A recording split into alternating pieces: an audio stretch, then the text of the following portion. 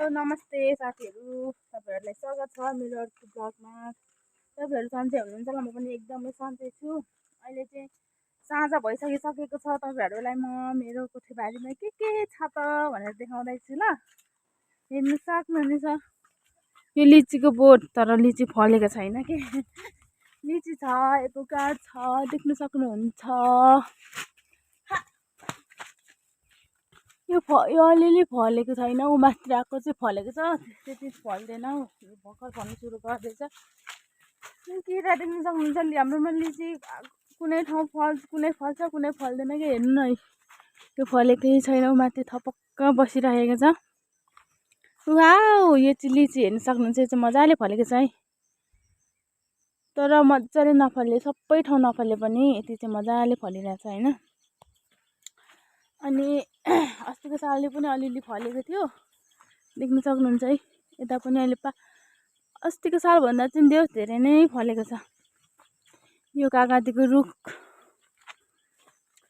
यो कागती चाहिँ अहिलेको साल माथि माथिमा त फलेको छ। यहाँनिर अस्ति धेरै पानी परेर सबै बगाएको थियो, पहिरो लागेको थियो कि, अनि त्यही भएर भर्खर पहिरो उठाएको। अनि धेरै ठुलो पनि थियो, तर काटेर अलिक सानो बनाएको।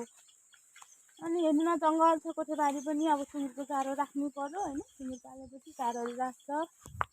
यहाँ पनि देख्न सक्नुहुन्छ लिची पाक्दैछ। यो चाहिँ फेरि मलाई चाहिँ खाइदिउँ लाग्यो, म चाहिँ खानु पर्यो ल।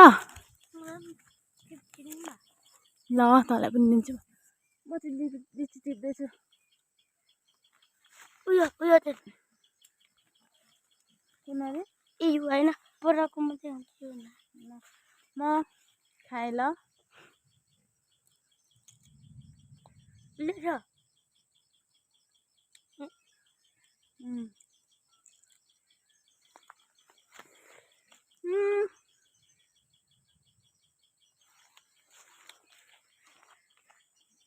अम्ले चाहिँ नटिप्नुहुन्थ्यो।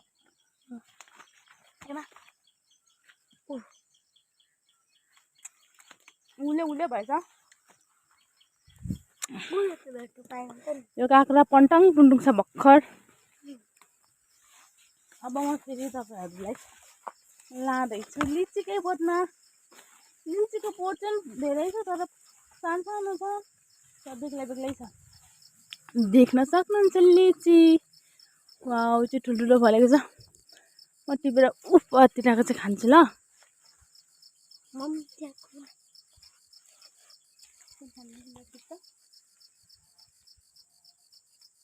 खायो ठुलो रहेछ। खाने ल, यो पनि चाखेँ ल म। कस्तो छ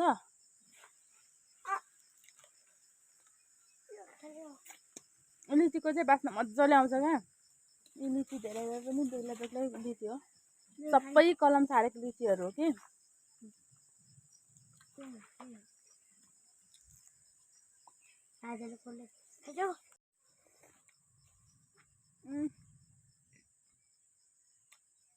अलिक अम्लो रहेछ।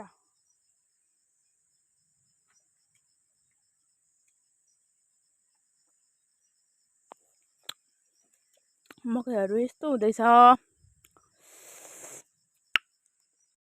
अब आइसकेको छ आलुचाको बोटमा। आलुचा त कस्तो मजाले नदेखेको। हाम्रो बेसी भएर होला, धेरै बाक्लो फल्दैन हौ आलुचा, पातालो मात्र फल्छ। त्यो बोटको भेट्दिन, म अर्को बोटतिर जाँदैछु। अर्को लिचीको पनि अर्को बोट पनि छ। ए बोट त ठुल्ठुलो छ कि, तर पातालो फल्छ। यो आलु बखडाको बोट हो। यो चाहिँ अस्ति सकिसकेको, यसको सिजन गइसकिसकेको।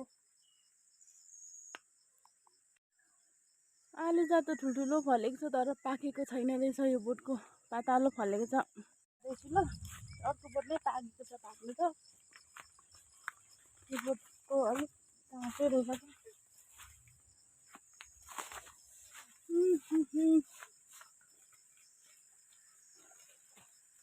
पाक्ने टाइम त यतिखेरै हो। यो आलुचा पाकेको छ अलिक।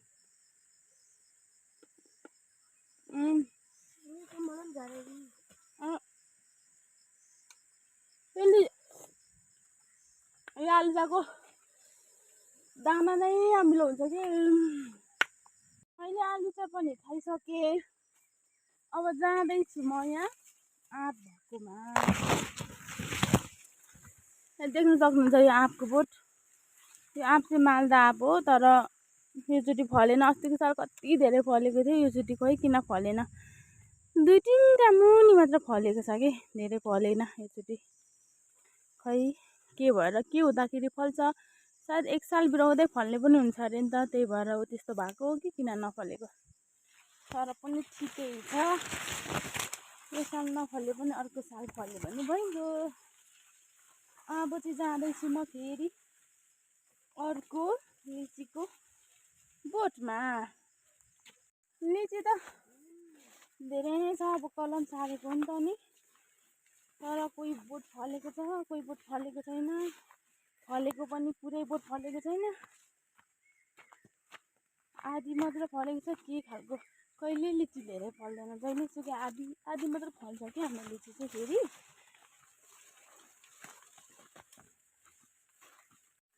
म अर्को लिचीको बोटमा पुगिसकेको छु।